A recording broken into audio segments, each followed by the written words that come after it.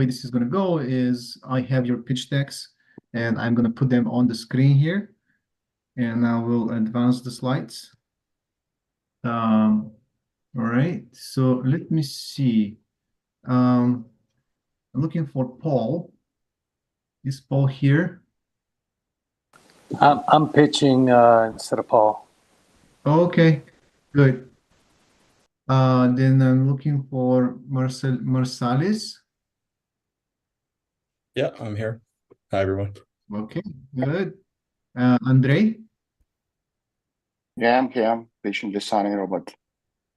Nice. Fellow Quebecer, I like this. Nice to meet you. I'm from Montreal, but that's beside the point. Looking for John Wen. I'm speaking for. Yes, Owen, our COO, is going to present. Okay. Okay. Thank you. And Will Schmall. All right, cool. And David Wu, David Wu.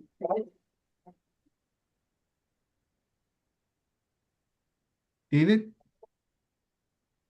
Let me see in the waiting room.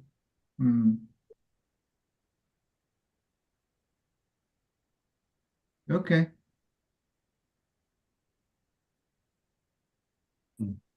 Now we're missing one of the founders. I'm gonna ask you to mute your microphones if you're not talking, because I want to avoid any feedbacks and strange noise that may come from your system. All right. Okay. So let's start. I think we have everybody here. I really hope that David will make it and join us. All right. Before we start, I want to share with you a few housekeeping items. Please keep your microphones muted, as I said, so that way we will avoid any feedbacks and audio issues. Use the chat room if you have any questions or you're looking for information. My colleague Anna will support the chat room in anything that goes on the back end. So she will answer questions or help you with contact information. This event should be, let me start the recording for this event, because sometimes investors, they ask me to provide them with some details about the startups and things like that. So I need to have the recording of this. Recording in progress. All right. And then I'm going to ask you to limit your pitch to 5 minutes. Be respectful to the rest of the founders and our investors. If you go over the 5 minutes limit, I will have no choice but to interrupt you and ask you to wrap up. So please listen to what I say and try to wrap up in 5 minutes. I want to share with you one success story, and this is one of our investors, Christopher Hill, who not only invested in a company called Cindy XR, but he also became the CEO and president of that company, which is something unusual but interesting to share. So that's why I put it here. You can scan the QR code and read the PR for that company and what happened with Christopher. Few words about Startup Bright. We are building our company as a hub, connecting investors, advisors, and service providers. We can help you with your pitch deck. We can review your pitch deck or build your pitch deck for you. Also, we can help you with software development. If your idea is a software-based idea, we can help you with that. And probably the service that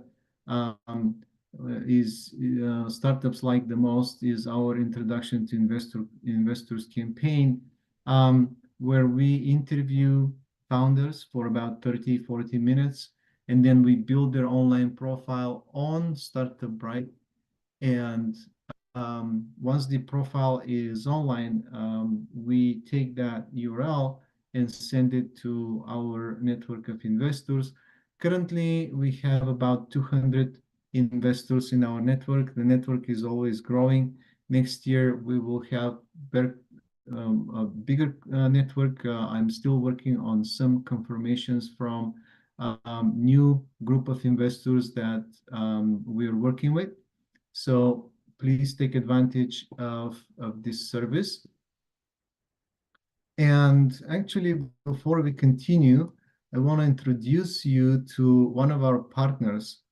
And I'm going to ask Alberto to say a few words about what they do and how they help startups. Hello, everybody. And Nick, thank you so much. And thank you to Startup Bright and to the founders that are going to be pitching and everyone else that's attending. So as Nick mentioned, we are a law firm. We dedicate ourselves to startups and to small businesses, but we really specialize in startups. The bottom line about what we do is we provide legal services as in-house counsel at a 70% discount in exchange for equity. We solve, and what we do is we solve all of the issues that you can have when it comes to legal. That's, internal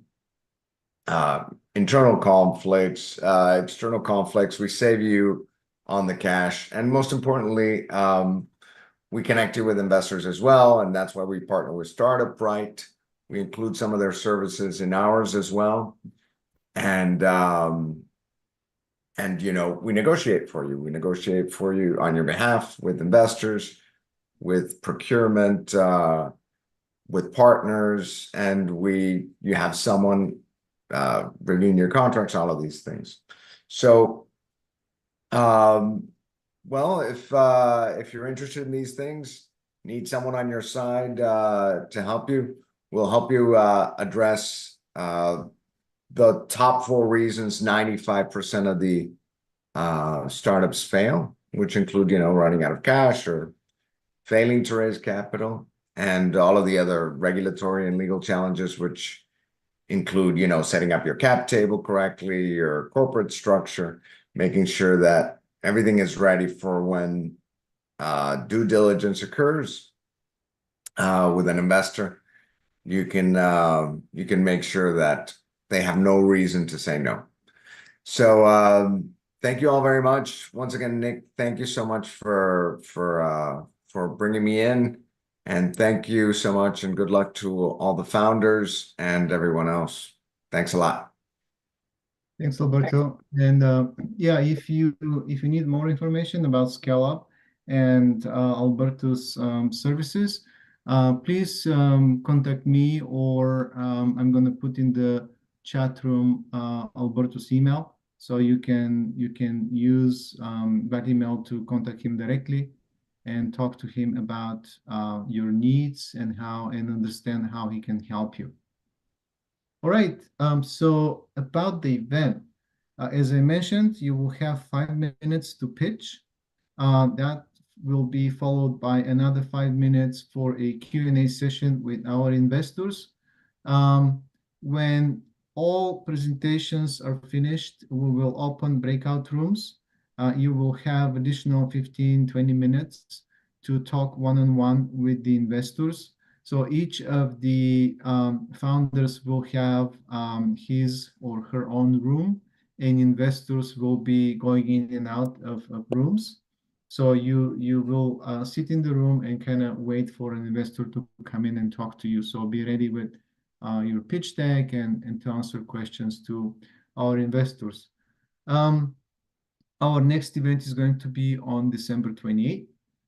You can scan the QR code or go to this URL here and book your ticket if you want to pitch or just join us at that event. Our investor panel tonight. We have Christopher Hill, an angel investor, DC Potter from Tech Coast Angels, Dr. Jack Torobin from Com Sciences, Bert Habucha from Atlas Capital, and Charles Payne, angel investor. I'm not really sure that Christopher made it tonight. I don't see Christopher in the list of participants, but I hope that he will be able to join us, maybe with some delay. We will see how that goes. I don't see Bert. Is Bert on? 1 second.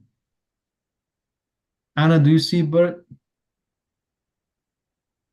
1 second, I'm answering questions in the chat. Just a second, please. I actually can't see the attendees. Am I a co-host?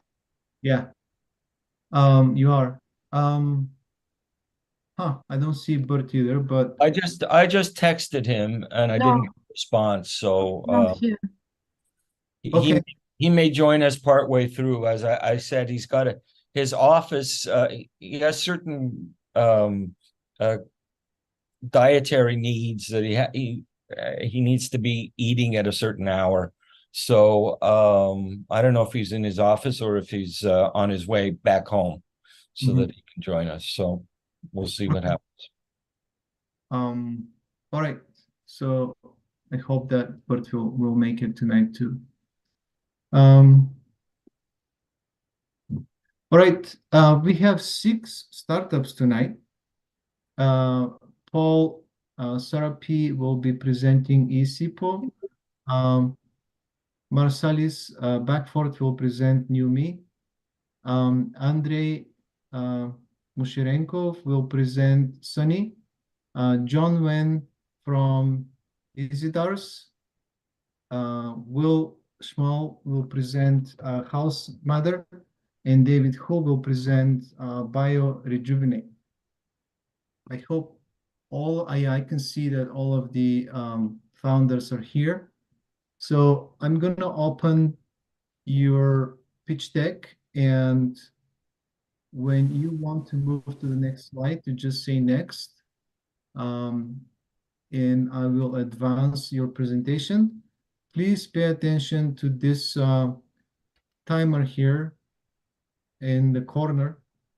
It's going to go from 5 to 0, and when it hits 0, I'm going to ask you to wrap up your presentation or stop, so you give some time to our investors to ask questions. All right, and let's start with Paul. Hey, Nick. I'll be pitching for Paul. My name is Andre. I hope you're feeling better. Yeah, I'm still not 100%, but thank you very much. I'm much better now. Fantastic. Good to hear. Well, thank you for the opportunity. Thanks to everyone for being here. My name is Andre. I'm the CFO of eCipo, and I'll be introducing our company. All right, go ahead. Okay, thanks. Well, we are eCipo Technology. We are a software company that is focused on helping micro and small-sized businesses enter the digital transformation era. Next slide. Why is this important? Well, basically over 97% of the companies in the market are micro and small-sized businesses. And did you know that over 85% of them want to enter the digital transformation era, but they can't? The main reason is because the current solutions in the market are actually setting up barriers of entry, which won't allow micro and small-sized businesses to engage in conversations with them. Mainly it is monthly revenue.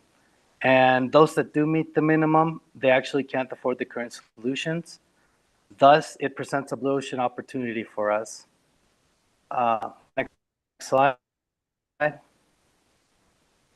Continuing with the blue ocean, red ocean analogy, basically, as you can see on the screen, all of the current solutions in the market are in a red ocean. What is a red ocean? It's basically a place where everybody is full of competitors. Everybody's fighting for the big companies, which in the industry are, the big companies like Sony, like Nintendo, like Nestle, amongst many others. There are constant price wars, and it's just a very nasty place to be in. And then the blue ocean is basically a place that is, clear, spacious. It's basically where all the micro and small-sized businesses are. As I mentioned, over 85% of them want to enter the digital transformation era but can't. And they're still utilizing spreadsheets and paper documents for their daily operations. Next slide. And that's why we decided to develop our patented software at a very accessible price to help them solve all of their needs. We want to help them out. We want to help them visualize their data in real time, start making smart decisions, and optimize their overall operations. Just a quick note, as you can see on the screen, the main reason why we are seeking investments, obviously because our programming environment's a bit outdated. So that's the main reason. Next slide.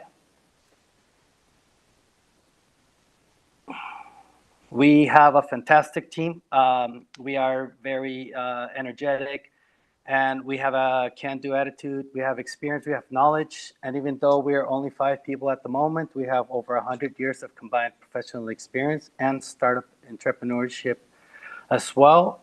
But our greatest attribute is that we all love to help other people, and that's why we are in this. We want to help micro and small-sized businesses succeed.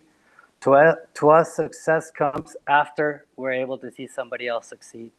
Thus, I'm very excited about our team. Next slide, please.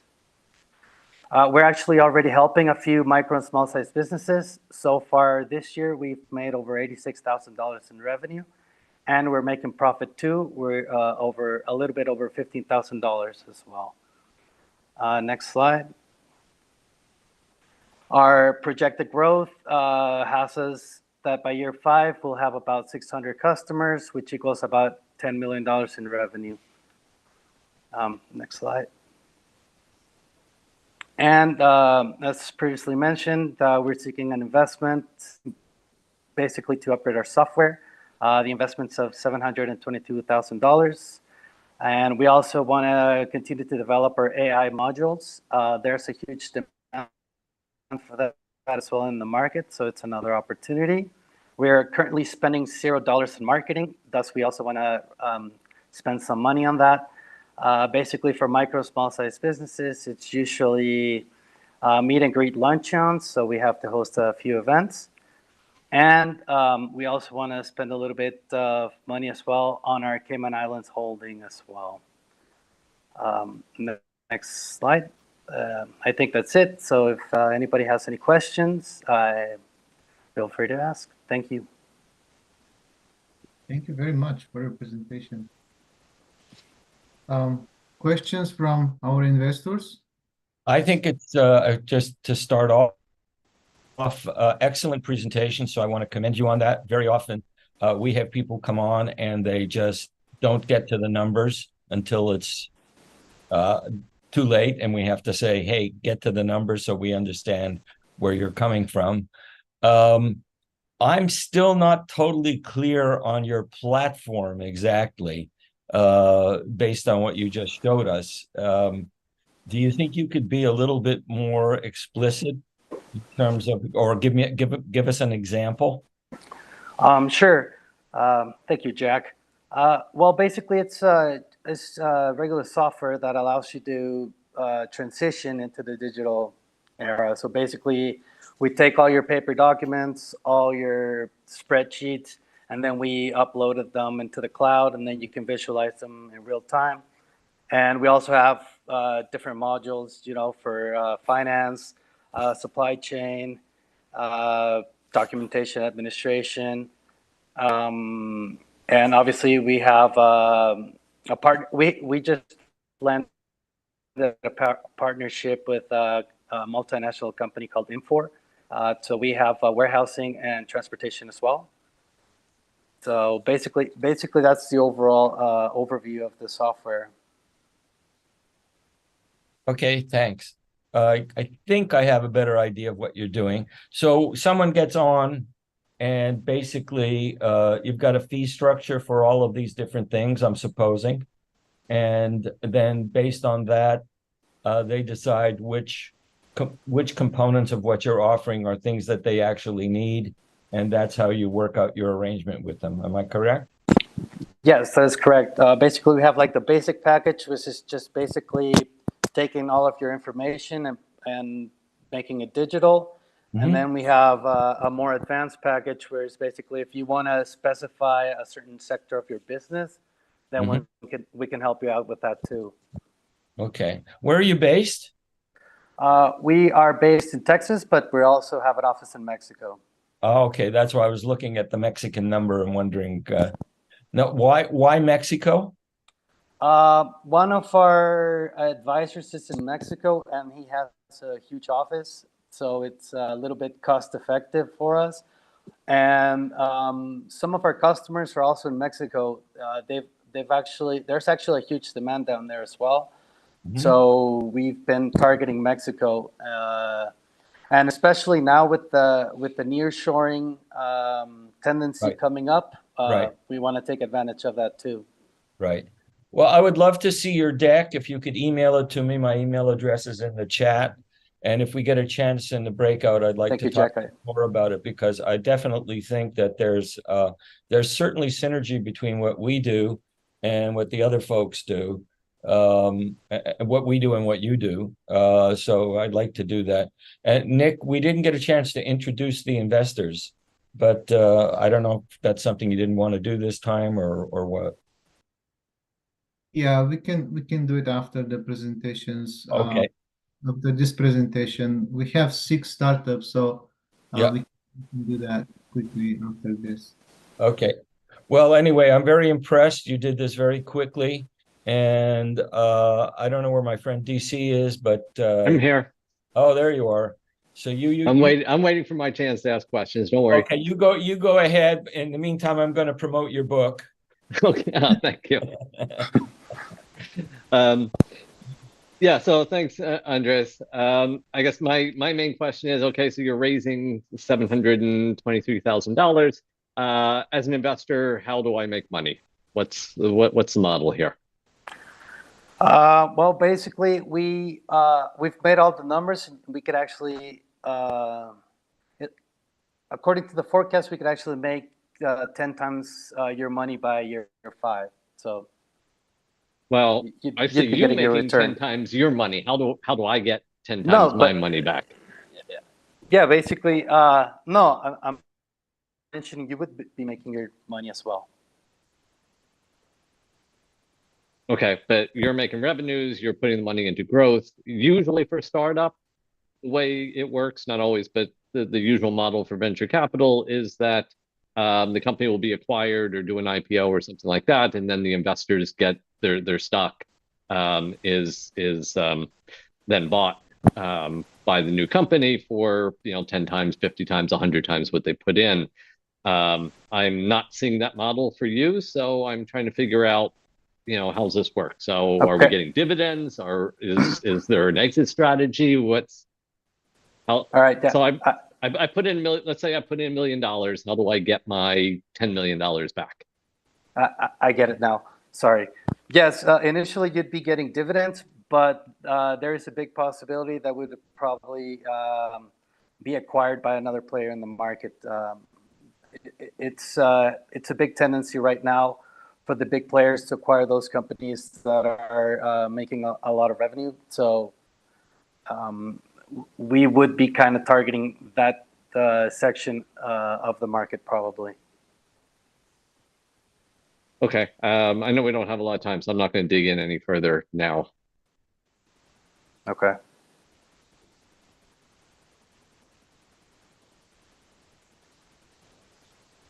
All right. Any other questions for Andres? Well, the question I didn't ask was the question that DC asked, so I don't need that answer. But our company has worked with major corporations like Nintendo and Sony and so forth, and they all have investment arms, and they're always looking for the latest thing. How do you see yourself fitting into that? For example, I have one group developing a VR headset, VR software for architects. And I took them to Sony, and I took them to Meta and so forth. And they're, well, anyway, I won't get into the long story about it, but it was a, they're willing to put money into companies like this as well. Where's your, basically, where's your advantage? Okay, well, our main advantage is basically all the experience and knowledge that we have on the team. We actually do have a multinational as one of our clients. They're Lindt Chocolates. And we actually started, they were pretty much using paper documents and spreadsheets throughout their entire organization. So the first phase was basically getting them to digital. And then obviously it's a huge multinational, so they have a lot of branches. They have a lot of areas as well in the business. So with our expertise, we are slowly moving them first to digital, and then the second phase is to start integrating AI technology. So basically, they can start, making smart decisions. They've given us targeting their supply chain first. So we're going to start optimizing their transportation, their fleet, basically driver safety, taking route optimization. And we're also going to start looking at their spend as well. So kind of helping them do some cost savings as well. Excellent. Thank you. Thank you very much. We need to move on. And before we go to our next presenter with Numi, let's give our investors a minute or so to present themselves. So let's start with DC Palter. Hi, everyone. DC Palter in Los Angeles. I started off as a energy engineer, ended up in the IT space with over 25 years doing startups, had some successful exits, became an angel investor, and now I'm on the executive committee of Tech Coast Angels, which is 400 angel investors in the Los Angeles area. I'm also with another organization called Chemical Angels, which is a nationwide group that focuses on innovation in the chemistry and materials space. Spend about half my day doing that, and the other half of my day working on writing, some of it about articles about things that startups need to know, and the other half working on fiction stories. So Jack already pointed out, but I have a book called To Kill the Unicorn, which is a novel about a Silicon Valley startup that is possibly hiding some critical details about their technologies from their users. So look forward to hearing all your pitches. Thank you, DC. Dr. Jack Torobin. Hi, I'm Jack Torobin. I am CEO of a company called ComSciences. We've been around over 30 years. We've worked with most of the major Fortune 500 companies, especially in the tech space. We helped launch video games with Nintendo, eventually with Sega, eventually with Sony, Microsoft. So we have our hands deep into those large companies, and we have investor relationships around the globe, including the Middle East, like Saudi Arabia and the UAE. And we used to have an office in Dubai. Actually, we don't have it anymore. We started off mostly as a marketing consulting company, doing market research, doing market strategy, and so forth. And so what we bring to you is a few different things. One of them is making sure your deck is really sharp and communicates properly. Secondly, making sure that your numbers and your account, your overall financials look right and capture what's there. Making sure that you do have a market for what you're doing and how big it is. So we'll help you with your deck, and then we will take your deck, and working with Nick and through some other sources that we have, we will pitch your deck to the right people. What we find is it's important to actually know the investor if you really want to get a shot at it. And so what we often do is go to the people we know best. If it's a corporation deal, then we'll go to some key people at Meta, or we'll go to some key people at Sony. If it's more of a angel play, then we'll work with some of our friends who are angel investors and see who might be interested in this particular product. So we'll take you from soup to nuts. The only thing we won't do is negotiate for you because we're not an investment group. All right. Thank you, Jack. Thank you very much. And I'm going to ask Charles Payne to also introduce himself. Hi, so Charles Payne. So my background's in finance, and I went from finance to a CISO CTO at an investment group.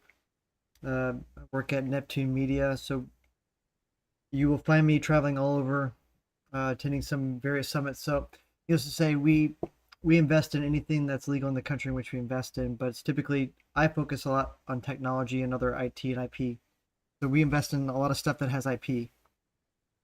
So that's where I personally focus at as an angel investor. But that said, we don't have any exclusions to what we invest in. We've invested in some unique things. So that said, I will turn it back over to you, Nick. Thank you very much, Charles.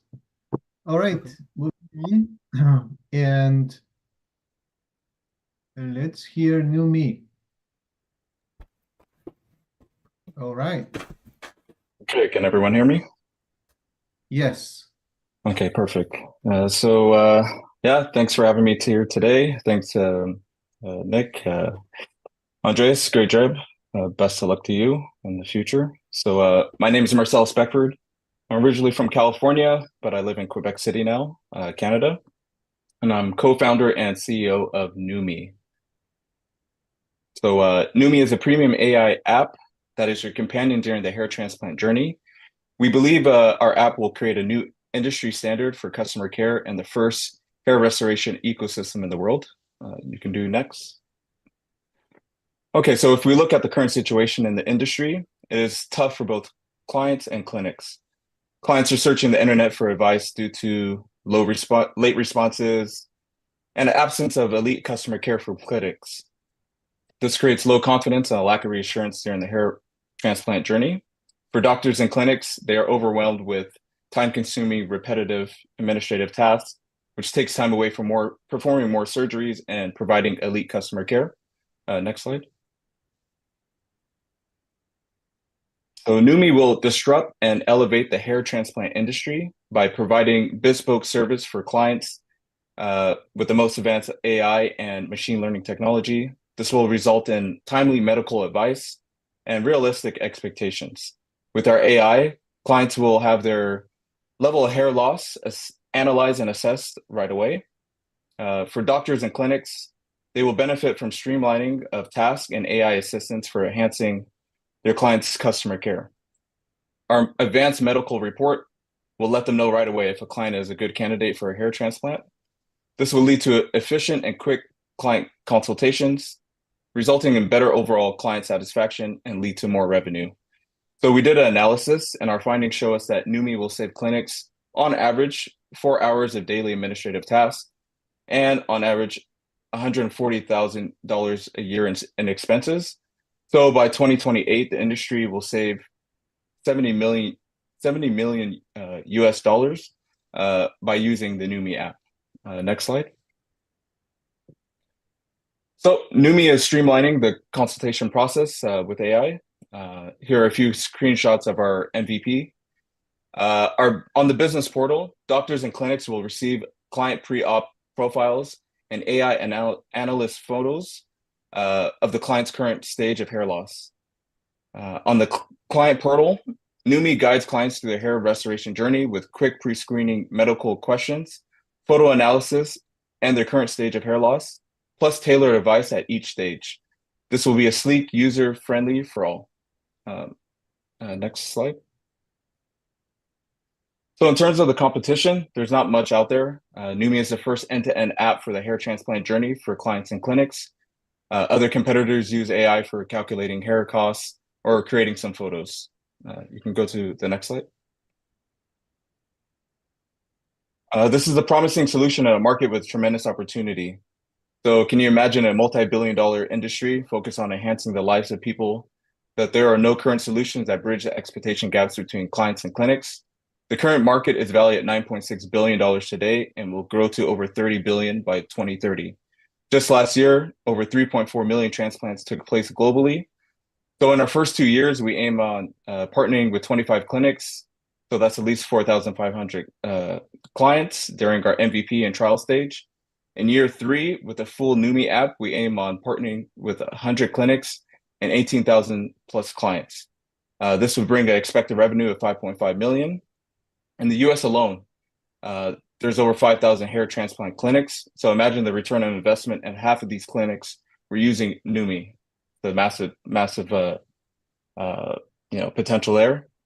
So the industry and even medical tourism will be positively impacted. Next page. Today, we're asking for $500,000 to build the full Numi app, to launch it, to grow it in all hair transplant markets. We'll start with the B2B model, working with the clinics, charging a transaction fee for each operation.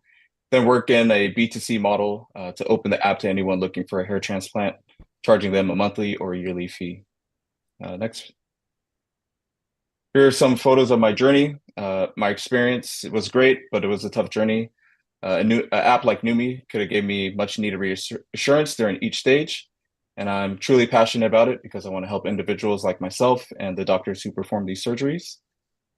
Next page, please. Our team includes myself as CEO, and we have a finance and innovation expert, an AI machine learning expert, and a top-tier hair transplant doctor who has connections to over 100 transplant doctors around the world. So thank you for having us today. We look forward to working with you, and talk soon. Thank you very much for your presentation. Thank you. I have a ton of questions, but DC, do you want to start off? Thanks, Jack. I know you have a million questions. I always have a million questions too. So let me just ask one or two, and then you can jump in. I'm particularly Appreciate that. interested in this group. Okay. Yeah. So Marthalis, great job on the presentation. I get what you're doing. Makes total sense. I also appreciate your reasonableness in what you're projecting for your revenue. I see pitch after pitch after pitch saying we're going to have $100 million in revenue in 5 years. So the 5.5 is refreshing and realistic. But it does bring up the question of the same question I asked Andreas. So how much? So you're raising 500K. What's the terms on that, and how does an investor get 10 times, 50 times his investment back in a reasonable amount of time?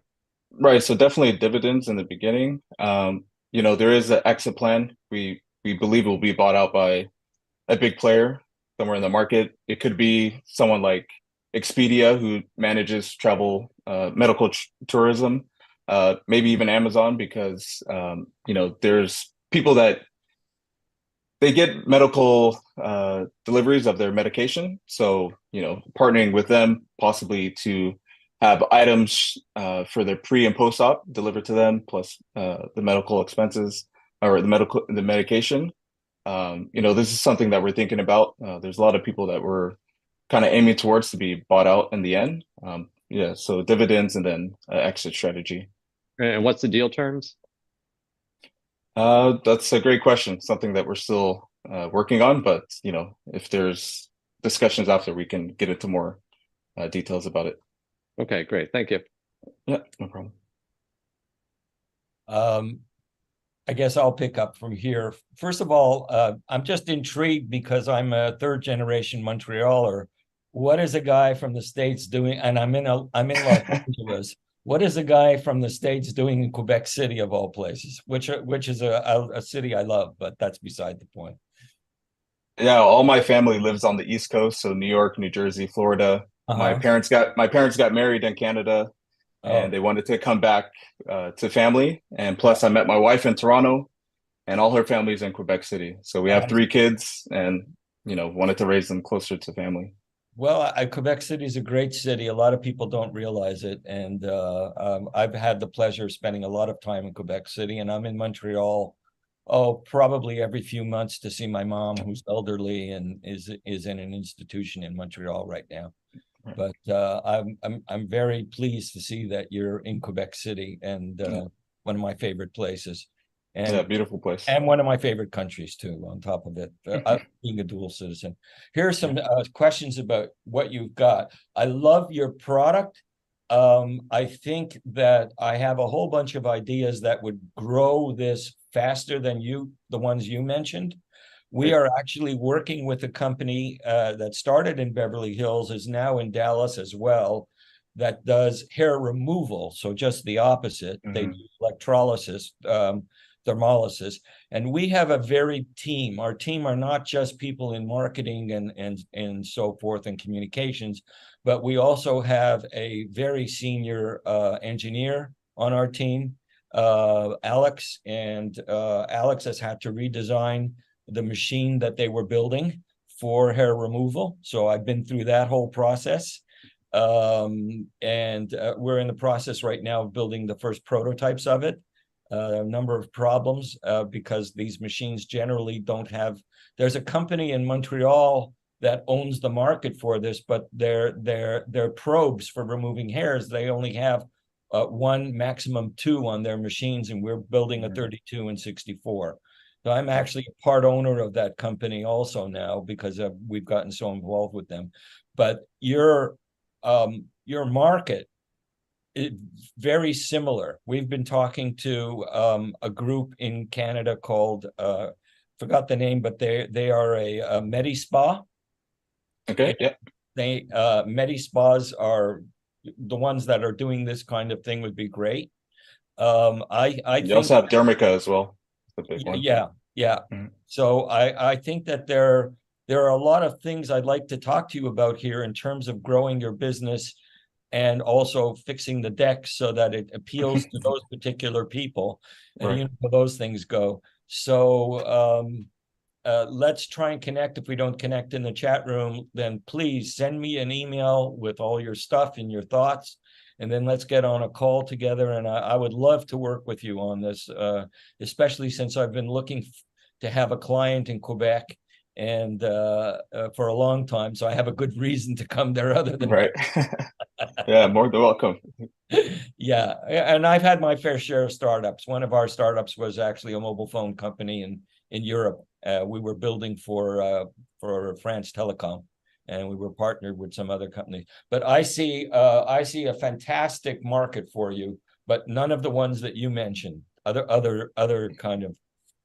Yeah, there's other cosmetic industries that we're looking into as well. And we've been approached by a health and wellness supplement company to provide post-care for clients that recovering from hair restoration services. Well, I know one thing that at BHHF, which is Beverly Hills Hair Free, that's our hair removal company.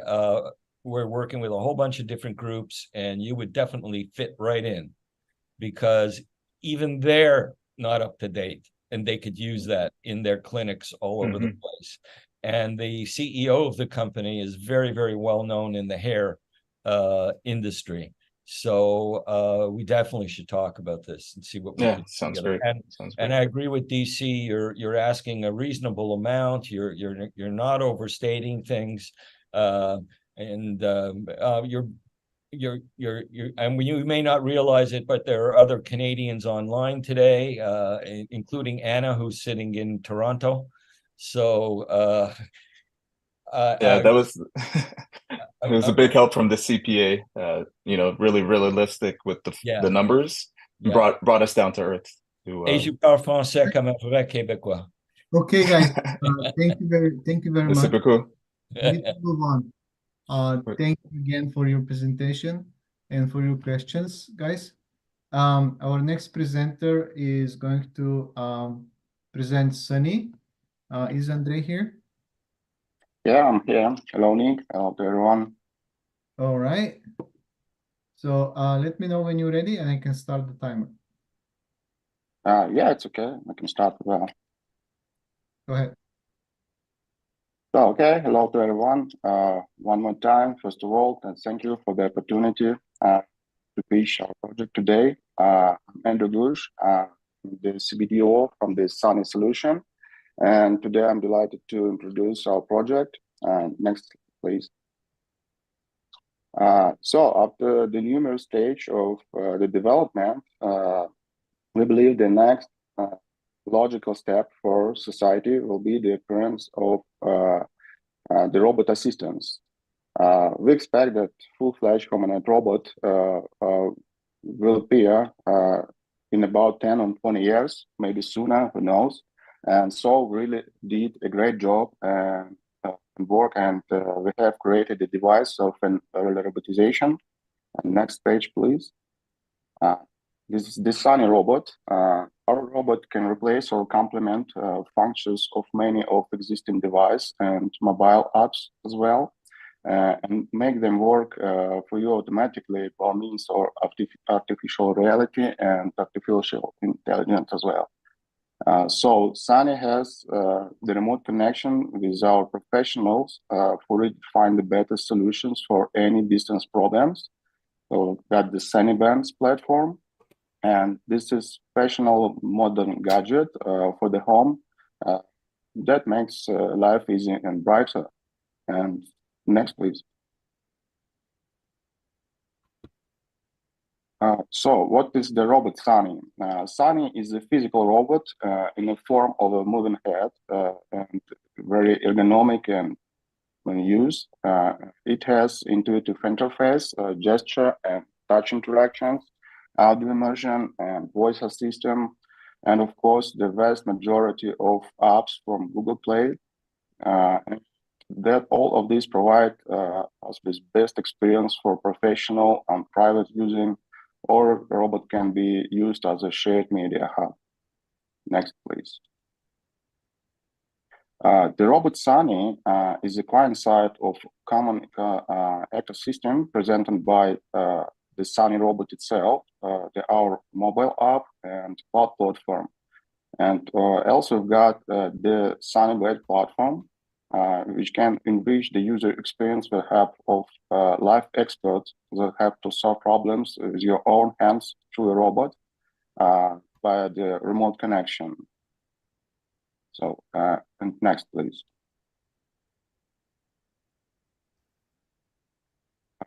So Sunny presented in 3 versions, the Junior, Sunny, and Pro. The price for Sunny is about $900 with margin of 55% and net profit about of 40%.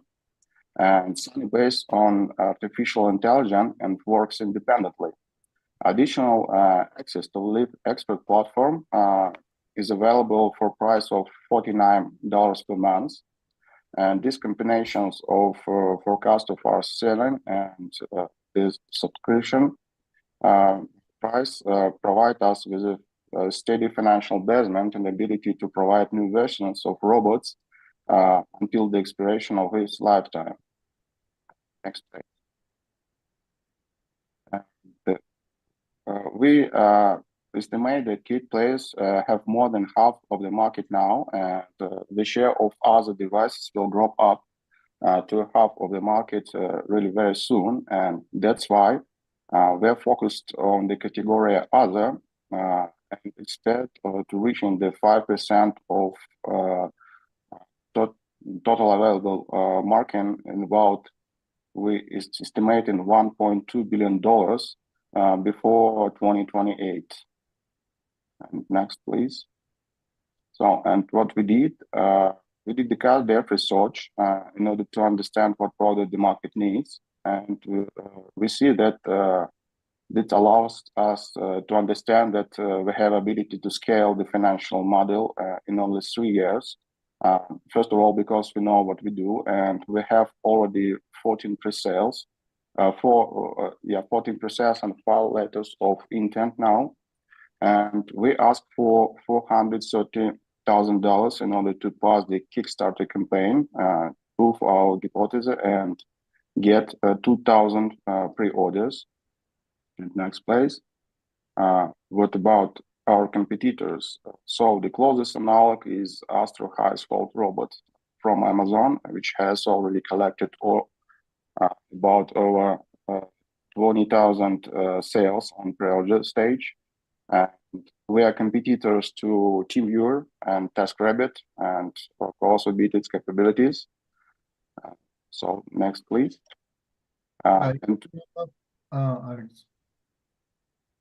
Okay, what about our team? So we call our team the family, and we got really strong expertise, and currently got 22 plus experts working on the project since 2019. We have already designed and created significant amount of devices and programs. Some of them are certified and patented. And the last one page, please. Now we have a working prototype and currently hiring the robot operators for our platform, Sunnyband.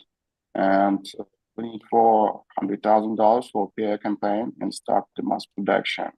So thank you for the attention. Thank you, Andrew. Questions for Andrew? Can I ask exactly what the robot does and what's different from other robots that are out there already? Okay, Andrew, I think it will be better if our founder to answer the questions, as you know, from the technical side, and I will cover the question for the financial side. Hello, everyone. Yes, our robot better than our competitors. At first, it's the price. We have a plan to sell it around $1,000 for this device. And our competitors with the same functionality most expensive than we are. And our robot, it is not only robot. This whole ecosystem for real assistant and real help to our customers. We provide not only physical device. This is and app and Sunnyband as people who ready to help our customers solve their real problems. It is not a toy. Can you be more specific? Like, can it change a light bulb for me? Can it install a light? Can it fix my car? Can it carry groceries? Yeah. What can it do? Okay, for example, about your car. If you in a ride and something bad with your engine, you need a mechanic in your location. It may be problem for you, and you need wait for towing, etc. And you can call through the robot. It is mobile robot like this, and you can call to Sunnyband expert from specific field mechanics, and he connect through the robot and can interact with you, point with laser pointer, and see what you on your place, and assist you to fix the problem, do some diagnostic, and say you what you need to do to fix your car. I'm still confused. How's that different from me just holding up a cell phone to yes, or a tablet to the car? Sorry, yes, it is more convenient to operate through the robot. When you use your phone, you should turn and zoom it. It is more complicated, long time, and not so convenient way to mechanic. When mechanic can connect through the robot, he can connect by Bluetooth or onboard diagnostic to your car and see on your hood and help you to solve the problem. It is faster and better. And you pay only flat price to all field of assistance by subscription. Okay, I'll leave it there so that other people can ask their questions. Thank you. I'll go next here.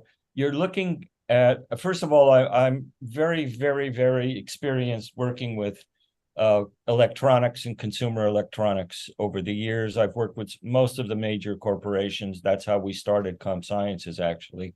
Nintendo was our first client. We've worked in robotics as well. why is it that you want to? And I was head of strategy at one of the world's largest PR firms, where I managed all their market research as well as putting things together on the PR side. My question for you is, why go to Kickstarter? How much money do you really need that you feel the Kickstarter campaign is the way to go? Yes, we think $400,000 enough for prepare success Kickstarter campaign with our partners who provide services to pass successfully. And this amount for start. After start on Kickstarter, we collect 2,000 pre-orders, and this money, around $2 million, enough for us to do serial model and start our production and send it to early adopters. So how much would it be in total? Do you need to go to mass manufacturing on this? Okay, Andrew, can you help? Guys, okay. we're out of time. I would suggest to leave this kind of question and details for the chat room. Okay. We've got the financial model. If we don't talk in the chat room, definitely send me your deck and your email, and let's have a discussion, because I've been here, I've done that, I know what you're trying to do, and I can see where there's some pitfalls here that could cause you to waste a lot of time. So let's have a chat about it and see how we could help you if we can. Okay, thank you. Yeah. All right. Thank you very much. Our next presenter is John Wen. John, are you here? I'm stepping in for John. Hi, Owen. Okay. Hi. I'm Owen Carton. I'm an advisor to Essidars, and we have a reduced way to premature deaths, remove deaths from strokes and heart attacks. Next, please. Our founder, John Wen, started his mission after the devastation of losing his grandmother and father to strokes. And that's what our mission is, to reduce the mortality and disabilities from strokes and heart attacks. Next, please.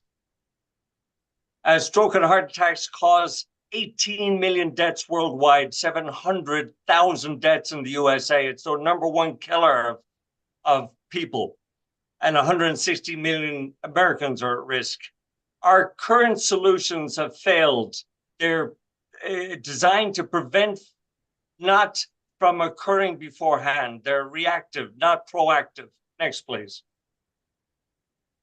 Essidars is an AI-powered service platform and teleclinic at home. We have comprehensive diagnostic tools, mobile app, emergency response devices, and AI platform. Next, please. It is an in-home solution for telecare, as Uber is a taxi solution. It's not a single device like your Apple Watch is, or a magic equipment of any sort. Next, please. This isn't working, but Essidars' products and services come up here. Next, please. We have a great team, 20 years in prevention, 10 years in cardiovascular research, 2 IPOs. Our founder, John Wen, is a CDC, ex-CDC. Todd Kirtley is ex-IBM. I'm ex-Microsoft. Next, please. We have a 96 billion TAM, but our operating SOM is 1 billion. That's what we're going after. Next, please. We have a patented system that prevents. It's preventative, not reactive. It's preventative, prevents the incidents from occurring, and if they do occur, to timely access to ER staff, not reactive. Next, please. You've probably heard of Life Alert, for example. They've had TV ads. They are reactive. All of these systems are reactive. They call 911 after a stroke or heart attack has happened. We're proactive. Next, please. We're the only one that's proactive. We have 3 patents issued, 2 pending. We have a service subscription model, which is $20 or $30 per month, and a usage fee of $10 per use, emergency response device of $100, and a comprehensive diagnostic tool of $500 per unit. Next, please. Our goal is to, in year 1 is 2024, to hit 10 million in revenue, 10,000 customers. By year 5, hit 1.1% of the market, 1 billion revenue and 1 million customers by year 5. Next, please.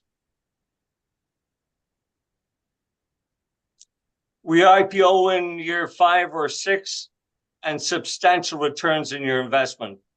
What is the investment? Next, please. We're currently bootstrapping the company, and we're asking for 5 million for a reasonable percentage for 10,000 customers or $10 million in revenue for year 1. Next, please. Thank you for your attention. I'm open to any questions. Thank you very much for being on time. You're welcome. Thank you. You were ahead of time. You're ahead. Yeah, I'm ahead of time. Good for you. Thank you. I'll just start off by saying that, well, one of the things I wanted to say, it's unfortunate that Bert couldn't make it here because he just had a heart transplant recently, and he's an investor as well. I would love to talk to you more about this because I've got a background in health sciences, and Bert, I'd like to bring him in on this as well. So get a hold of me with a deck and so forth, and let's try and schedule a Zoom call or something like that. I'd have Bert on so he could talk to you about his situation. Okay. And I think that would be really good. I love the idea that you're proactive here. The only area that sort of concerns me is that how complicated is this device to use? And the reason I ask the question is, in many cases, we're dealing with older people or elderly people who don't have an easy time with these things, and they need to get their help, their hired help or somebody trained to use it so that they can, you know, people like Bert and I, we're both the same age, and, you know, he's young for somebody who had a heart transplant. But if you're in your 80s, I don't know whether you would gravitate to this. What's your thoughts on that? John, do you want to answer that? Yes. John Wendt is our CEO. We designed this system with a mind that elderly can use because they are digitally not so sophisticated. Our app that can check their risk level and check the simple thing for the user as needed. And this app, it's very simple for elderly to use. It has a function for vital sign that's automatically check the risk level in daily checkup. And that's for their preventive measures. Once we pick up the symptoms of warning sign of stroke and heart attack, the system automatically alert the patient and also its guardian or family member to alert the patient to call 911 or automatically call 911. So it's anybody can use it. And also during the emergency, they can just push this red button, SOS, that's connected to a 911. Or if they are not at home, this emergency device has the SOS button. Or that we also have a device, it's just a ring. If they don't like to carry this one, it's one button you can connect to their instant your access to care. The emergency doctor will be online. Yeah, so it's very simple. That's a very big issue for elderly people, especially their dexterity is often impaired. I know that I've gone through a lot with my mother in terms of using a mobile phone from her hospital, and we had to buy her a special phone that would pick up pictures and so forth. So this is actually not an app, it's an actual device, correct? Actually, it's a whole system. It has an app. You can use the app. If the young people, they don't, like 45 years old people, they don't want to carry this emergency response. This one is designed, just one button. You call, and also you can call family member. You call your +1 is family member 1, +2 family member 2. So for the elderly, it's easy to use. You're 100% right. And we understand our customers. Most of them are elderly, so we design something like this. I think this is a very, very interesting product. I'd like to actually see it. I'd also like to bring this other investor in who's not with us today, unfortunately. Sure. And the other thing I wanted to ask you is what was your ask? We are asking for $5 million. Yeah. A question for you, and then I'll stop. Is are you averse to having money from overseas? I'm sorry, I didn't follow you. We have very good connections to some groups that would invest in you, but they're located overseas in the Middle East. One is in Saudi Arabia and one is in Dubai. That will be great. We have a plan actually overseas. In China, the market is even larger than US. Also Middle East, if we can get into the Middle East and even Europe, that would be great. The UAE has a part of Dubai is sectioned off as what's called Health City. And it's for development of all of these kinds of products. And there are a lot of investors there, and we're directly connected to the Saudi Sovereign Fund. This is something they would be very interested in as well. So that would be great. Yeah, I will send you the pitch deck and also the executive summary. Okay. I took up too much time here. I don't know if Charles wanted to say anything. I feel bad. I should shut up, really.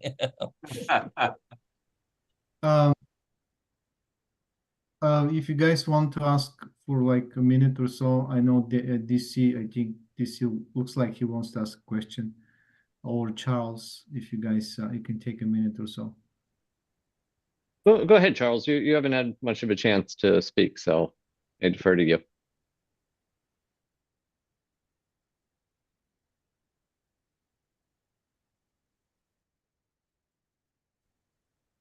All right.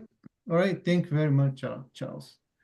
All right. Before we move to our next presenter, I want you guys to put a small advertising here. We are organizing, whoever is in LA is welcome to join us. We are organizing this networking event for founders, investors, and connectors. This is going to happen in an Italian restaurant in downtown LA on the 19th. We scheduled that for 7 p.m. Please go ahead. If you're interested, let me know, connect with me for more details or information, or you can go to luma.ma/startupbright and reserve your ticket. We only have, I think, 20 seats or less. So if you're interested, please go ahead and contact me quickly or go ahead and get your ticket. This is in person, Italian restaurant, having fun, talking about startups, meeting other founders and investors. No pitching. I just want to say that this is not a pitching event. This is more of a fun event. Save my ticket. I'll get on there shortly. All right, moving on. Our next presenter is Will, and he will present House Mother. Hello, everyone. I'm going to just put my information in the chat for you, as well as the extended version of this deck for you. My name is Will Schmall. I'm a three-time founder. I've been at large corporations as well as startups. And this project that I've been working on is kind of dear to my heart because I'm solving my own problem for once as a founder, because a lot of founders work on projects that just aren't, their problem, their industry problems. But HouseMother is an AI-powered app for seamless on-trip execution and risk mitigation for travel and stays. What this means is that we're an app that co-pilots the journey for trips and stays or co-living in order to facilitate a better sharing experience through social elements, as well as protecting them along the way. Next slide. So currently today, the travel industry actually is 91% travel tech for operators and transactions, meaning that those tools that are at hand are booking platforms, they're apps for operators and property managers. Only 9% of the current landscape of technology is for travelers, and only 3% of that 9 is actually for on trip, and that's like Splitwise and tools like that. So, and they're all singular tools. There's nothing holistic for a traveler or a renter to manage their stay or their trip. Next slide. This is a huge industry gap that is existing right now, that once you book your reservation somewhere, you basically are, you get your reservation number and you're set to go to organize with your friends and family. How are you going to organize your trip or your journey? Where you're going to communicate, how you're going to handle expenses, all these things that are that come up that cause travel problems. Right. So trip interruption is one thing when it's caused by actual travel itself or transportation. But there's other elements here that come up into play that actually ruin relationships and also become a second job for travelers and just ruin trips. Next slide. Our solution is an all-one AI and ML powered co-pilot for stays, co-living, and travel. Next slide. What we do is we provide a suite of tools which enable users to log in, and there's always one person in a group, either family or friends, that is a planner. So that's our target person, and then they invite the other people to the app in order to organize their travel and their stay and everything that goes on during that. And what we do then is that we next slide, we add into the mix a layer of AI and ML, and that's targeted towards looking at all data from the past, present, and future, or live while their travelers are actually going, based on the actual destination and the time frame they're going. So a perfect easy use case would be a family traveling to a location. We would then provide them with, if we knew 2 days before they're going that the weather is going to be changing, we would use AI and ML to actually look at the Airbnb listing if they were going to stay there, see if the amenities had any games listed since it's going to rain now, and notify the families, being the parents, saying, well, we know that you have kids in your party. There's nothing in the pictures that are actually identified in the listing, as well as the amenities. And would you like to order games or science packages from these local businesses, right? That can have them delivered to the property for when you're there arriving. That's a simple use case. And there's other ways that we're going to mitigate risk and rewards, we call them, which enable us to make an experience better.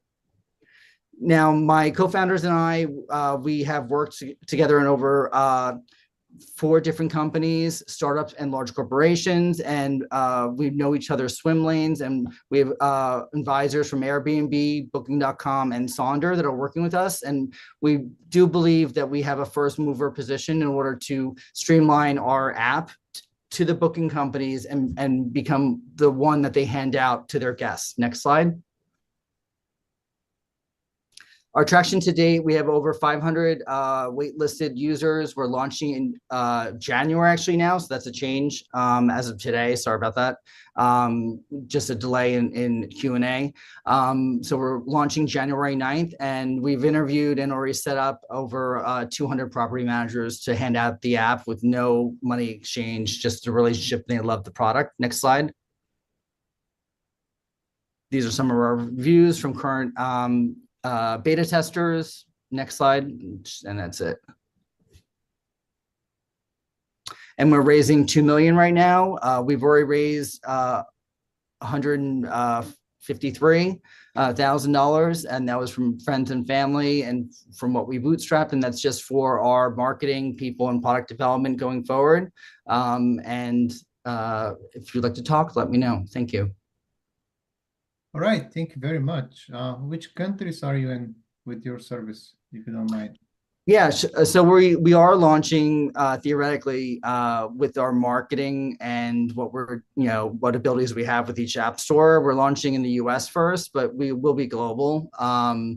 We see that our growth will probably be most obviously in Europe and in the US, but we're targeting the perfect use case and where my problem, how this is solving my problem as a user, is that it works best for house shares as far as the full end-to-end perfect model, because they're repeat weekends, they're sharing a house, say, over summer, but initially that use case is good for any trip or sharing a space. So that's kind of where or how House Mother was born.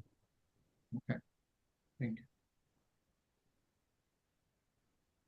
So let me dive into exactly what it's doing. At least for traveling, I do a fair amount of it. There's a million things that can go wrong, from a flight being canceled to bad weather to somebody getting sick to an Airbnb that you booked turning out to be like hell, and you have to do things. So there's always some panic and there's always some readjustment, but I'm not really getting what you're doing, how you're doing it. So please kind of give me a better idea of, as a user, what I'm going to get, and then sure. how do you monetize this? Yeah, sure. So first, when a house mother or the person that's the planner in their group signs up to the app, they then invite their friends or family that are traveling with them.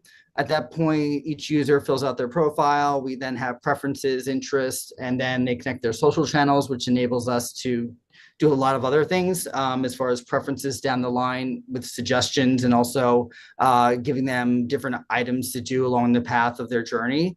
So as they actually go along that trip, they are prompted and given information based on any variable changes, based on data that we're connecting into local authorities, emergency services, weather, everything that we can. We're using data sets that we've been building for over 2 years now. So we will prompt you before you know something's going to happen in any scenario that we can. Now, the trip interruptions that you mentioned, right? Being able to reissue from a flight to another flight if you have a delay, that type of stuff.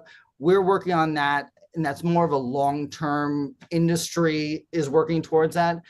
That's not something that would make us unique as far as, so we're working on the things that first make us unique as an app, so we could kind of put our foot in the door, marking and making sure that we have those things first. And then we're going to use modeling that the industry works with through the airlines and so forth to do actually trip interruption changes. But we will be able to do things that like rebooking if you need another charter car from here to there based on changes, so that we could just rebook things as they happen. But the initial thing is that first it starts off with giving you a suite of tools to manage where you're staying, and from there we build in the different methodologies around variables that could happen along the trip based on the destination and how you're getting there. The monetization, we are freemium to start, and then certain types of trips, because we'll have different types of subscriptions, but we're really freemium with advertising. And then what we're using monetization with AI, which is actually very unique, is that we are pushing drops to users pre, post, and after trips that are retail, right? So we are basically taking, say if there's a group of girls going to the Hamptons for the weekend, prior to their trip, enough time to send the items. We are working with local either fashion designers or retail products that they might want for their trip so that we could sell them those items and we make rev shares off that. So that's kind of our that will be a big revenue model for us, as well as that enables for booking platforms that kind of have lost this revenue opportunity to come in and possibly sponsor to sell more in that avenue also, additional rentals or additional vacations after the fact, as well as for places that people actually go and visit within a town.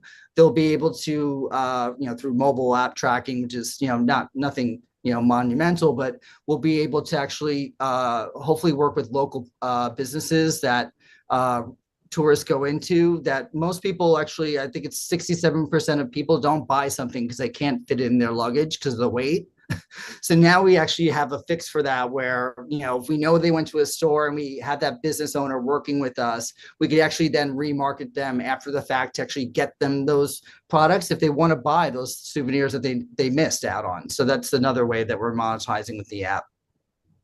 And then the last thing I'll say is that long-term monetization or exit strategy is we have already have advisors from all the booking companies that are sitting on our board, and we're planning on hopefully being able to work with them directly through a B2B partnership and actually have them either white label our solution for each of their needs. So Airbnb would have their version of House Mother and Booking.com and so forth, and that's our last stage of how we build the business.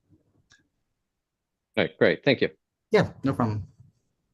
All right, thank you very much. We are out of time, so I'm going to move to David Hu. Give me 1 second to open David's pitch deck and reset the timer here. All right, so hi David, you ready to pitch? David, you're muted.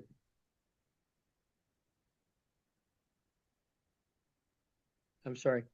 I back here from being here a month ago, I've re-engineered the deck, but more importantly, I've re-engineered the whole business. So pain. How many of you yourselves or loved ones or friends have dealt with real pain? Well, there's 52 million people in the US that have chronic pain. No, stay. And 17 million of those have debilitating pain. Traditional medicine only treats pain with drugs that only provide temporarily. Next slide, please. Next. Stem cells disrupt traditional medicine by actually healing the damaged tissues that have caused the pain, unlike RX medications and even surgery that only treat the symptoms. Here, just see for yourself in before and after x-rays that show remarkable tissue growth, regrowth in 6 to 9 months. And importantly, no FDA approval is required because the stem cells used are from the patient's own body. Next slide, please. So I'm the founder of BioRejuvenate. I'm very passionate about bringing better healthcare to consumers, but this passion got dialed up a whole new level when I had very painful neuropathy last year. Stem cells was a success story for me because it changed my life. It gave it back to me. My career sex, though, has been in developing and executing major marketing campaigns. For instance, helping Tylenol grow from just 57 million to over $1 billion mega brand in just 5 years. I also pioneered the development of the very first direct-to-consumer advertising for prescription drugs, making Claritin a $1.8 billion drug. Now, I'm tackling the stem cell market that is potentially over $100 billion in sales. Next slide, please. So introducing BioRejuvenate, franchise stem cell medical clinics, disrupting traditional medicine for $200 million in actually healing pain while making doctors very rich. Next slide, please. So why would doctors do this? Well, in recent years, the profits from doctors' office practices have virtually disappeared. They have two very undesirable options. First, they can be sold to a large hospital group and become an employee of that group, losing complete control of their medical practices and business practices. Or they can become a concierge practice, which forces doctors to abandon many of their patients that have long trusted them for care. Now doctors have a much more desirable option where they can truly earn the income they deserve. Next slide, please. So we're a complete franchise turnkey deal. We have training for the medical treatments and importantly, patient counseling. Doctors simply don't know how to make a big cash sell because they've been in reimbursement business their whole lives. And importantly, we will have branding and advertising to drive patients to their clinics. And this will all be controlled and executed by corporate. We have 3 investment options. All of them pay back in 6 months or less. Next slide, please. Branding and advertising is what sets us apart, starting with our name, but we also use a special form of emotion-based messaging to key into patient decision-making. Our base plan alone is designed to achieve our sales goal. However, then we will add TV and print with deep market reach to provide brand awareness plus a major sales upside. And finally, we're going to add roving clinics to increase the awareness in the community while increasing the served market 5 to 7-fold by being at a different location 5 to 7 days a week. Next slide, please. Next slide. So this year we have a clinic in Miami already set to go. And we plan to sell an additional 2 or 3 clinics later this year. By year 5, we see achieving over nearly 400 clinics signed up as franchisees. We believe this is very realistic because there are nearly 200,000 doctors in private practice in specialties that are relevant to the conditions we treat. And we see our sales growing from about 10 million this year, our first year, and having a profit of 1.4 million to sales of over 290 million and profits over 130 million in year 5. We would anticipate having a acquisition or IPO for investors to cash out. Next slide, please. We're seeking $200,000 to basically jumpstart our business in the Miami market with our first client. And 70% of the funds would go to ad production and the rest to executing and delivering that media to patients. Next slide, please. You need to wrap up. You don't have you won't have time left for Okay. last questions. Well, I think the last slide is next. Okay. Okay, I'm happy to answer any questions.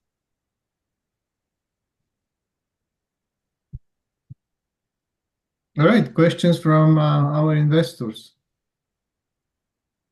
Why do you need to raise any money? Why not just sign up some clinics or get the doctors to invest in you if you need a little bit more? Why taking it out to general investors?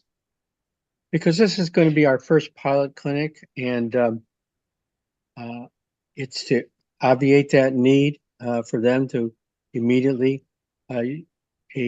Our franchise fee will be $65,000 initially, and to start up an add-on clinic where they have a capacity in their existing facility to handle about $4 million in sales.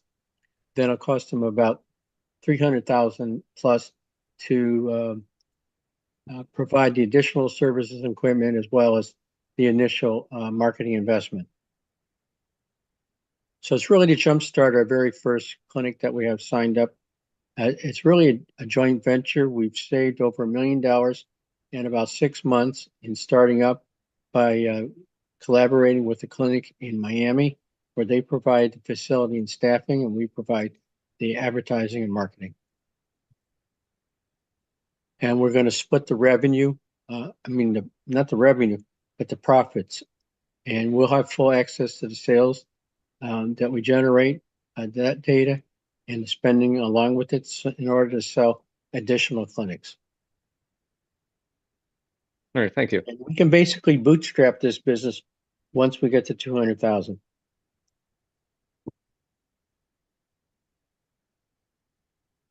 Other people have questions? Ben? Well, I wanted to give Charles a chance in case he wants to. Otherwise, I've got my comments.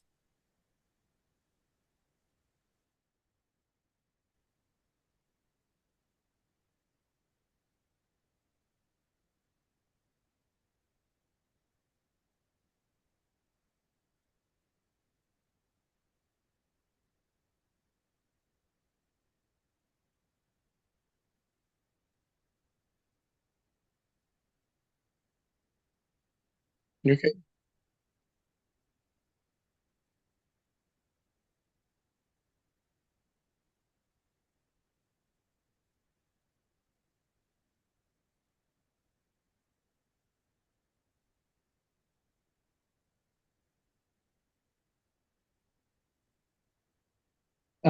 Well, the doctors that I'm working with right now in Miami have basically a walk-in reimbursement business.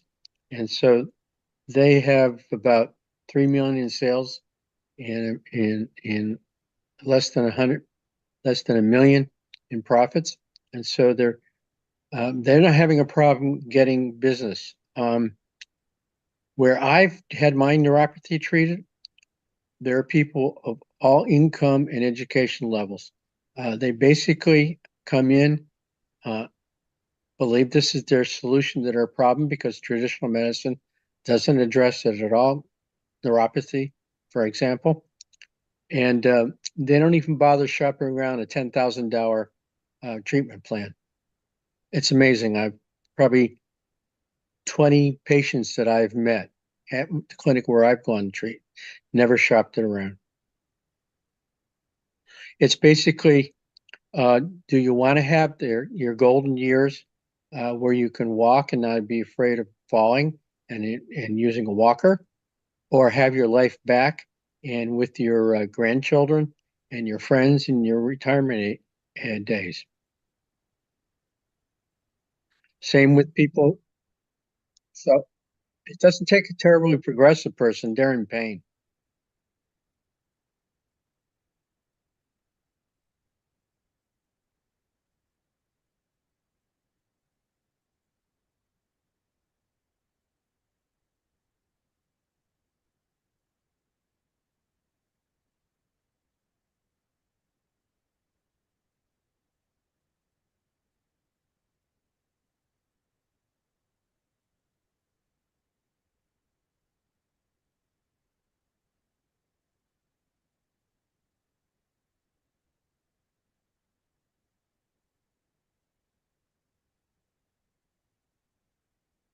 Well, I did my search for a medical director in the state of Florida. These doctors came up, but I have my medical director is on my team is in Orlando, and her clinic that she sold because of a divorce is now interested in working with us as well. I'm just trying to get one clinic going before I start adding another 2 or 3. Right. Can I ask one question, Nick? Yeah, sure. Go ahead. It would be really fast. So David, I'm very familiar with Florida from north to south and east to west. I know Miami pretty well and the Broward County area and everything else. I tend to agree with what Charles was saying. I have friends who are doctors in Florida. But I will say, and I'm working right now on a franchise plan for a company that's in sort of on the sidelines of medical practice.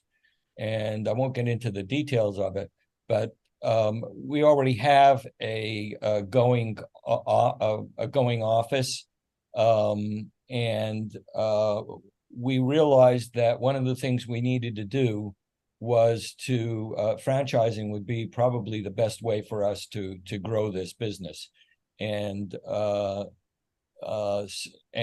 that involves also training people to use the equipment that's involved here and so forth.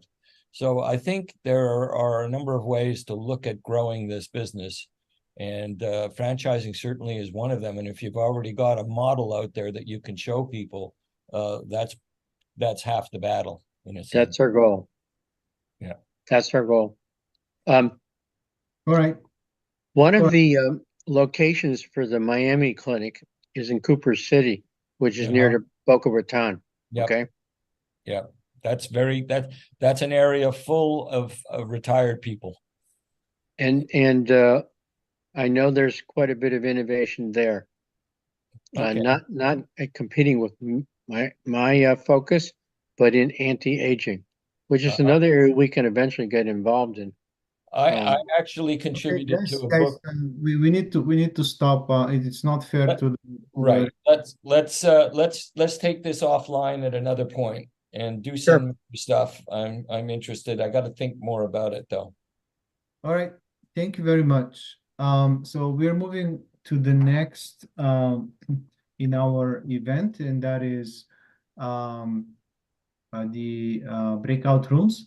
I'm going to open all breakout rooms, and I'm going to assign to each of the room a founder, and then I'm going to ask investors to join to join a breakout room that they want to go to and talk to a founder. Investors can go in and out. So you go into the breakout room, you have conversation with the founder, and then you can come back to the main room and they can reassign you to another room. All right, so first I'm going to assign Paul.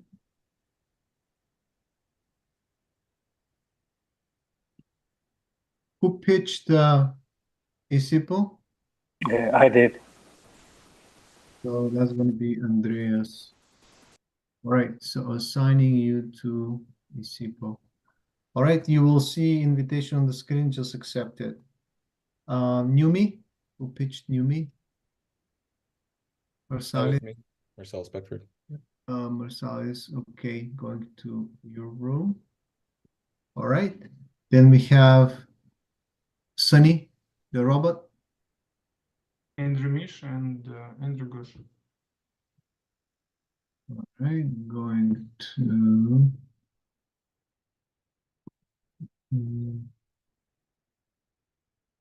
okay. Then we have John Wen.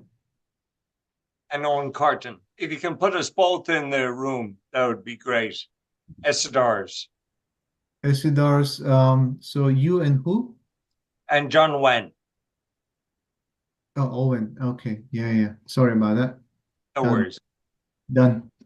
And then we have Will Schmall, House Matter. All right. Well, you're going to see the invite, just click OK. And then David Hu. All right. So now I'm going to ask the investors. I'm going to start with DC Potter. DC, which room do you want to join? David Hu, BioRejuvenate. I'll start there. All right, cool. Dr. Torben?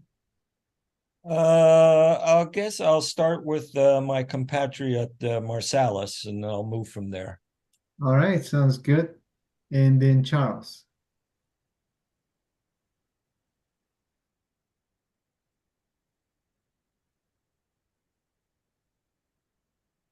You want to talk to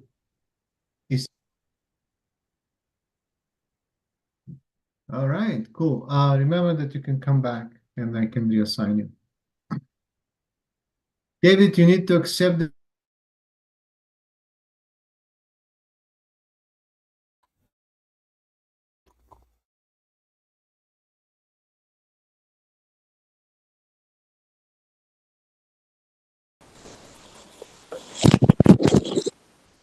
Hello.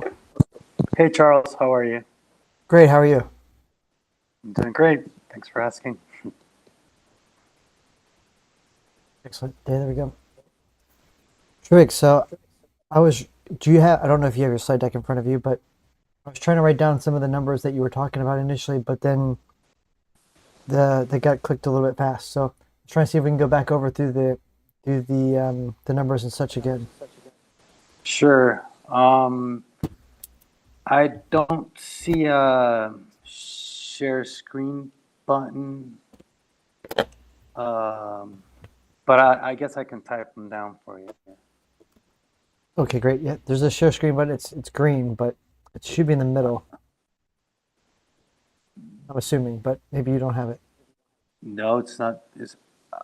I don't see it. I have like chat, captions, ask for help, and reactions. And that's about it. Oh, okay.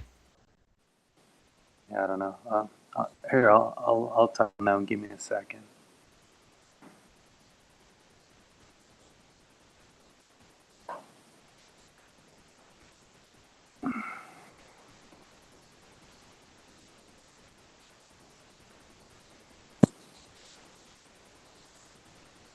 You don't have to worry about typing them. If you just want to tell them to me again, I'll just write them down.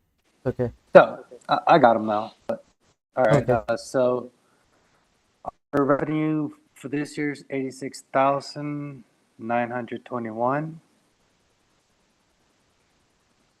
Profit is 15,307. Our expected growth by year 5 is 9.5 mil. Okay. And we're seeking investment of 722,330.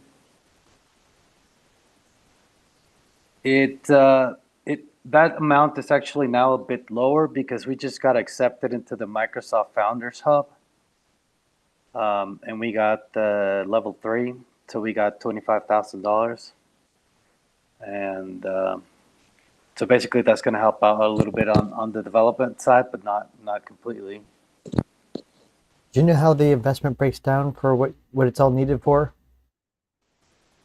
Yes. Over 50% is for the system upgrade. We're basically using an AS400 server at the moment with a Lanza environment, so it's pretty outdated. We're still using a black screen with green letters. Our main developer has a great connection with Lanza and Connectra, so that's why we developed in that kind of environment. Plus, it was very low cost. And then we want to invest in marketing, 20%, because we're doing zero spend on marketing at the moment. For micro, small-sized businesses, there's a lot of meet and greet lunches. So basically, it's hosting a bunch of events. And the rest is for legal. Basically, we want to set up the Cayman Islands holding. That's very popular now. How much do you want to set up for events? 20%. What type of events do you want to do? It's meet and greet luncheons. Basically, we meet a lot of companies, and they just come sit down through a presentation, and we treat them lunch. Yep. I mean, we host corporate events globally. Our next big one's in Hawaii. Oh. So we host an investment summit at the back end, but we do AI, FinTech, and cybersecurity for the first 3 days. The last day and a half is the investment summit.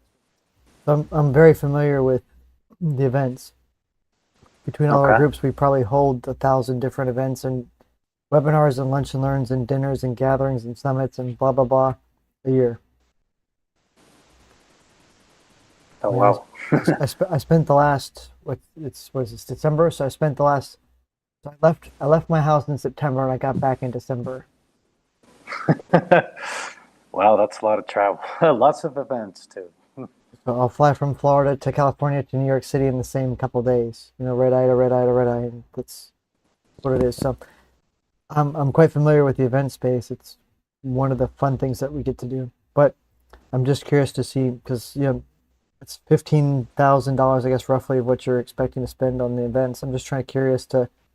I mean, that's like maybe 1 or 2, 3 events, depending on what type of lunch that you're going to do. Who's your targeted demographic? Yeah, but, well, basically we're planning on doing just around Texas at the moment. Obviously, we can revert a little bit more towards doing a little bit cross country, but we were focusing on Texas, and we also have a team in Mexico. So we were obviously it's a little bit cheaper down there to host the events. So it is, yeah. I mean, I just came from Austin. I just got back this morning. Oh, nice. Yeah, I'm not sure which part of. I'm not sure. I think you're in Denver, maybe. Can't remember which part. No, I'm in Houston. Houston, okay. I was in Houston a couple months ago, or not a couple weeks ago. I was there for the API conference, the oil and gas. Lots of oil and gas conferences here. Yeah, and then I was in Denver for the JP Morgan Chase Summit. And then I was just in Austin for the Cybersecurity Summit. Fun times. The Yeah, they are fun times. Who's your targeted demographic? Micro, small-sized businesses, basically. 97% of the market. You know, I don't know if you got in late to the presentation, but over 85% of them want to enter the digital transformation era, but they can't because all the current solutions in the market are setting up a barrier of entry, which is basically you need to have a minimum monthly revenue or else they won't even talk to you. And those that are able to enter that target market, they can't afford the solutions. So there's a big opportunity there. So when you're doing digital transformation, I mean, I did digital transformation at KPMG. I mean, oh, yeah? Right there we go. I mean, I came from, and before that I was at Deloitte. So I mean, like I came there, I've done crazy stuff, but I'm curious to know, how's your solution cheaper or give you the opportunity to do that? Like what do you do from that perspective? Like what is your cost of entry? Well, usually the market price varies around $6,000 per month, and ours is set around 1,200. So we're quite low compared to the average of the market. Now, our cost is very low. We're only paying 2 developers right now part time, which is about $3,000. They're both in Mexico, so I mean that's why some of our team is down there because obviously salaries are quite low. And our only other big expense is just the hosting. But you know, now that we got the Microsoft Hub, that will probably go pretty low because we got 25,000 in credit, so we can pretty much do the hosting once we switch over to the Microsoft servers. Yeah, the hosting for Microsoft's great, but yeah,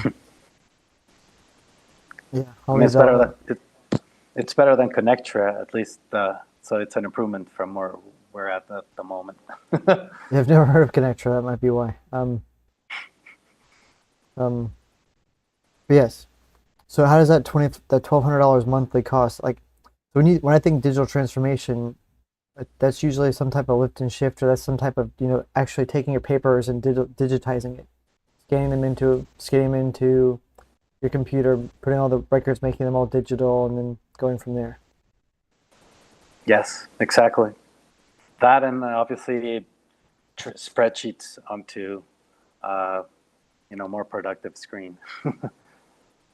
Right. So how do you take someone's files for a doctor's office, for example, that would fit into that business segment that you're looking for, or a dentist or something, who has the budget, who has the need, but then those are all HIPAA compliant, or they're all protected under HIPAA, PCI DSS, depending on the credit card information or payment information in there. So I'm curious to know, how do you actually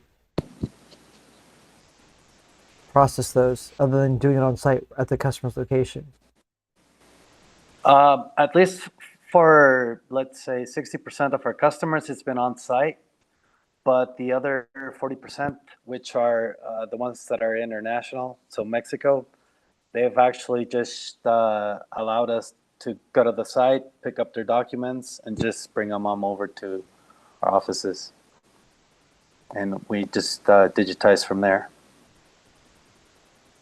What kind of customers that you have that do that now? What's your customer demographic that lets you do that? I would assume no doctor's office will let you do that, or law or legal office. The ones that let us take their documents to our facilities. Yes. It's mostly trucking companies. And then we got the water pipe company, and we have a warehousing company as well. So I guess logistics and distribution in a way, and water bottles. Okay. I mean, that makes sense. And then our biggest customers, Lindt chocolates, the multinational. But that was obviously at their facility. Right. Yeah, that might be an expensive thing to carry over the courier, but yeah. All right, well, that makes sense. I'm just trying to figure out like where else that would be beneficial, but okay. All right, so and that's that $1,200 monthly cost. Is that how much you're going to charge the customers to actually do the digitization of the transformation of their documents? We're about $2,000 a month. All right. Is it just $2,000 monthly until it's done, or how does that work? Yes, $2,000 until well, it's actually sort of included into the monthly subscription. So we do a yearly contract. So you could say it's 24,000. So you sell it per year. Yep. 24,000 per year, and that includes you doing the digitization for free, the digital transformation for free. Exactly. Is that on site and mail in, or is that either one or the other? How does that work? Yeah, since the ones that have been on the mailing side have been in Mexico, then the courier cost is quite low, so we've been including it. At least on the U.S. side, we haven't gotten anyone that's sent their documents to us. So. Well, I mean, I would fathom not, but you never know. I mean, personally, I wouldn't do it, but you never know. Yeah, but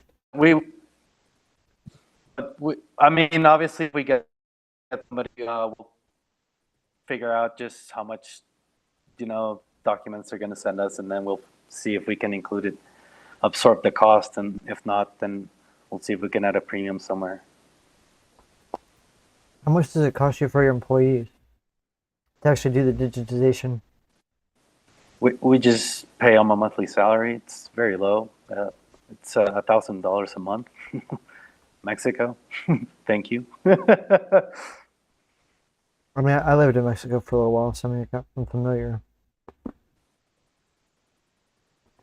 Yeah, and now because of the nearshoring, we're getting a lot of opportunity as well, because a lot of companies are, Yeah, absolutely. All right, well, that makes sense. How much does that cost you if you do it overseas, if you do it in the U.S.? What's the salary for the people that do it it's stateside? A little bit higher. Well, since we'd have to have two people, it'd be about $10,000 a month. Monthly? Yeah, $10,000 monthly. So it's a big gap. And that's for two people? it's 2 people who do the entire work. So I guess it's in your benefit to get that done as quickly as possible then. If it's going to cost you $10,000 a month, because you're going to lose what? Yeah. $8,000 that month if you take a whole month. Yeah, it's obviously if we take longer, then cost goes up, obviously. How do you set your And then pricing? in Mexico, how do you bill?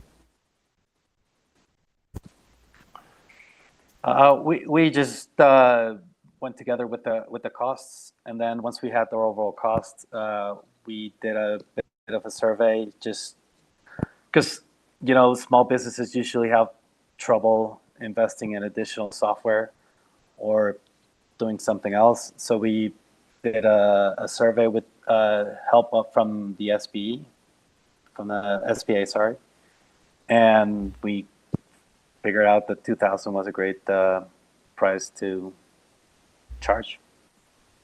Well, I don't disagree that $2,000 is a great price to charge. I just don't know if it's profitable. Is it all your customers get $2,000? Is everybody $2,000? Well, that's the basic package. Obviously, like Lindt Chocolates, once we digitized their documents, then they started moving forward with other processes. So obviously, we targeted their logistics. So with transportation, we went with the route optimization, and they also wanted to get some tracking on their input and output on shipment. So we started doing additional things for them.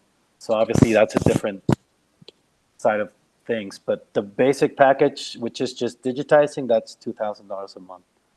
If you want something else, then we sit down and then we figure it out. But yeah. Oh, that's quite affordable. I talked to probably a few thousand different executives that would be more than willing to pay the $2,000 a month. I just don't know how scalable that is. I mean, we can obviously discuss further things with you if you feel that we should switch our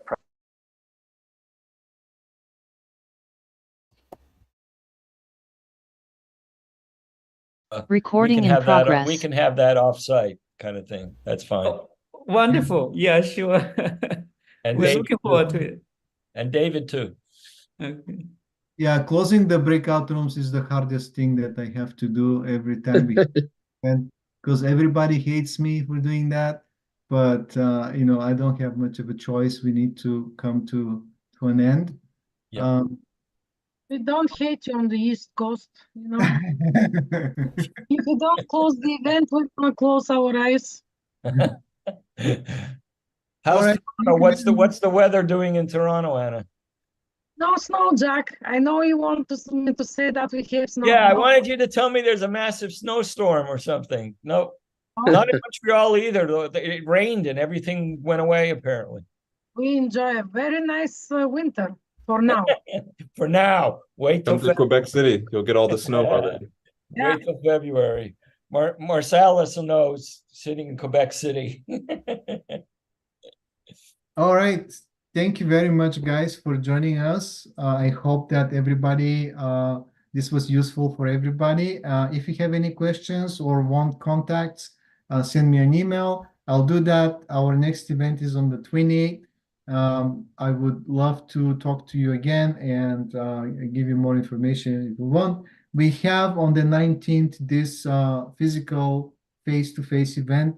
If you're in LA, you're welcome to come and have fun with us.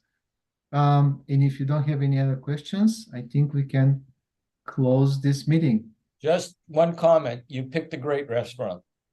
All right. Thank you very much. I wanted you to know that. I was a little hesitant, but for that, I'll get in the traffic. All right. Happy holidays, everyone. Okay. Because Thank you. All right. Have a great evening. Bye. All right. Good night, everyone. Thank you. Good night. Thank you. Thanks Goodbye. for your participation. And Nick Thank you. and Anna, as always, a great job. Thank you, Jack. I'll send the pitch decks in a minute. Yeah. And let's talk tomorrow also. I have some things we need to discuss. Okay. All right. Bye. Good night. Thank you. Night. Good night. Night. Charles, thanks for joining us. You- tonight. I Oh, appreciate okay. last Charles, minute. join us again. Okay. I will do that, of course. I always guys, enjoyed last hearing everybody's minute. perspective. Please. I'll give you more time, I promise. I appreciate that, Jack. Thanks. Okay. All right. Bye, guys. Good night, everybody. Bye. Thank you.